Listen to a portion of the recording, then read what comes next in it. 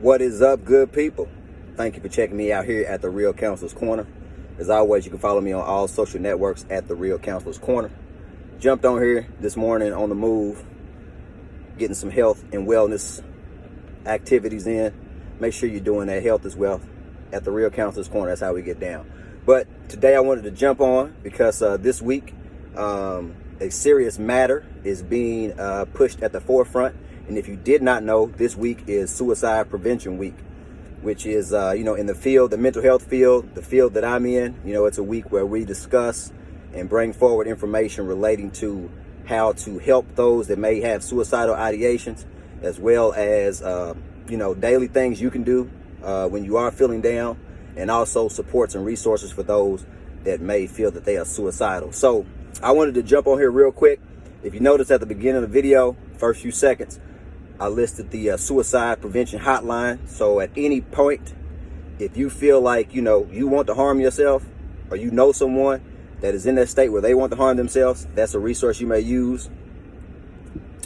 Also, check, your local area. There are direct numbers I'm sure you can call to get immediate help. But at the suicide prevention hotline, at least there is someone there that you can talk to.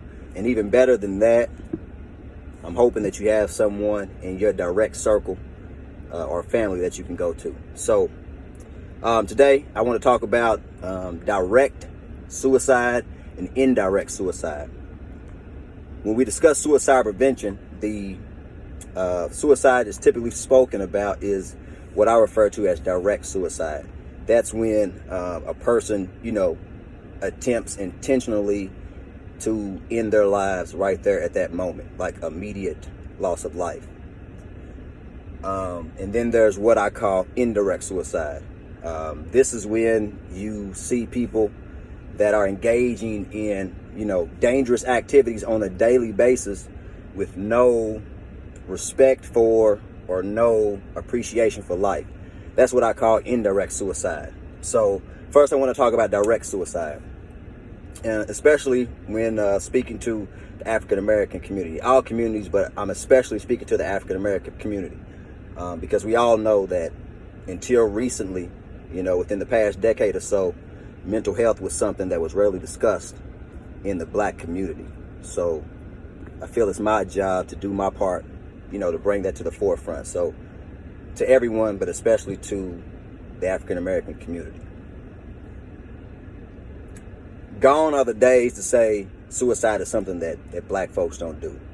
It was a time and point where even I was a fool during my younger days to believe that, suicide was something that black folks didn't do.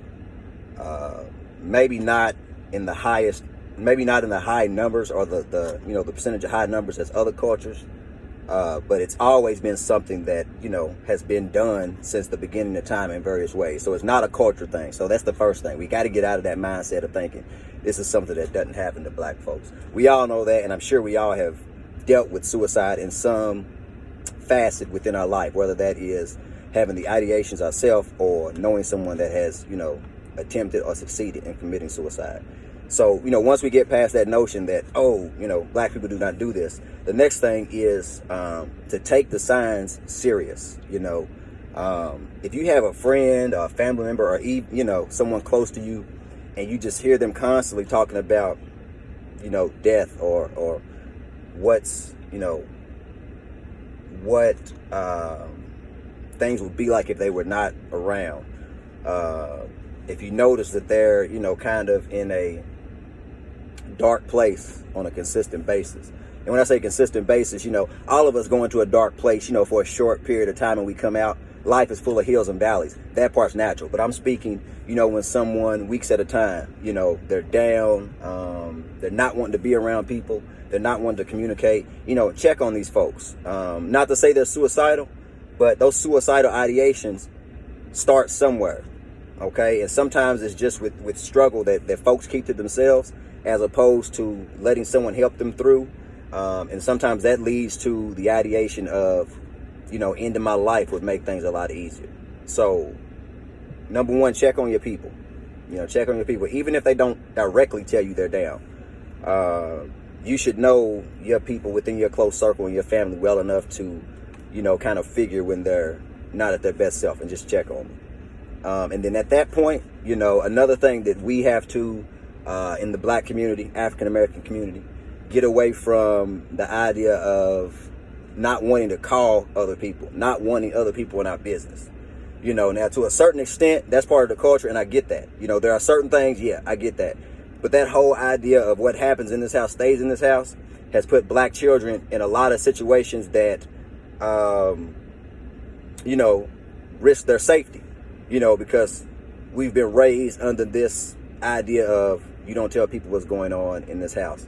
So let's get rid of that, and we tell people what's going on when it needs to be said. If someone's safety is in danger, you tell somebody what's going on in your house. That's my philosophy. And that even goes for in my house. My children know that, So, yeah, tell someone. So with that being said, if you know someone that you feel is suicidal and they need help, call someone. Because here's my thing. That person may be upset for you or at you for making that call, but that anger is going to be temporary. As opposed to you not making that call and then that person doing something that can't be reversed, and then, we have to live, or you have to live with that whole what if I would have called scenario in your head.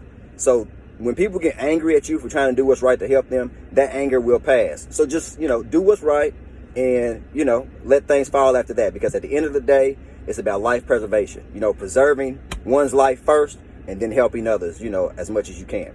And secondarily, indirect suicide.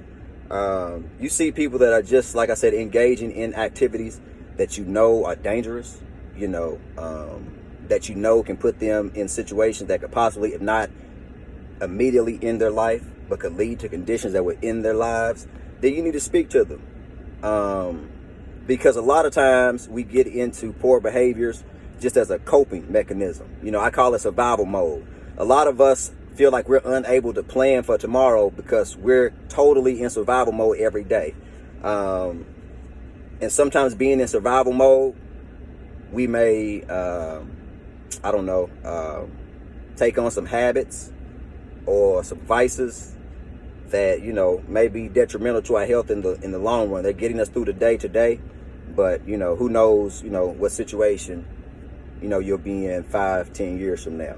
So if you have a friend that can just do better at life, man, and they're just, doing this indirect suicide by just conducting their lives in a way where it just appears that they're going to pass a lot sooner than they should, then get with that brother, get with that sister, and see what's going on, man. Because a lot of times, it's just having someone to speak to.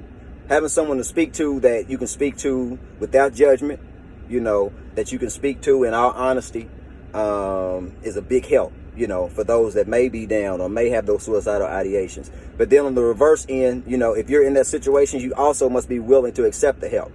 You can't be one that's constantly pushing away help, and you're in need of it, others know you're in need of it, and expect people to keep helping or trying to help.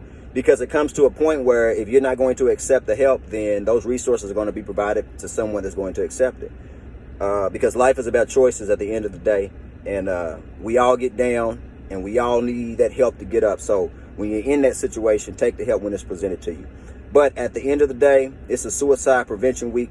So let's just be mindful of those that may not be in the best mental space. Let's help them out, and let's get away from shunning each other for speaking on one's business when it's in or with the purpose of assisting them.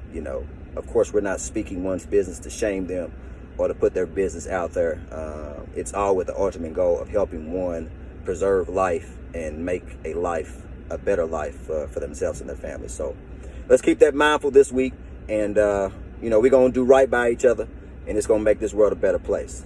September the 11th, Let's Build series. I'm at Dugan Best Community Center, 10 a.m., 1 p.m. Make sure you're there, 1003 Omega Street. God willing. Peace.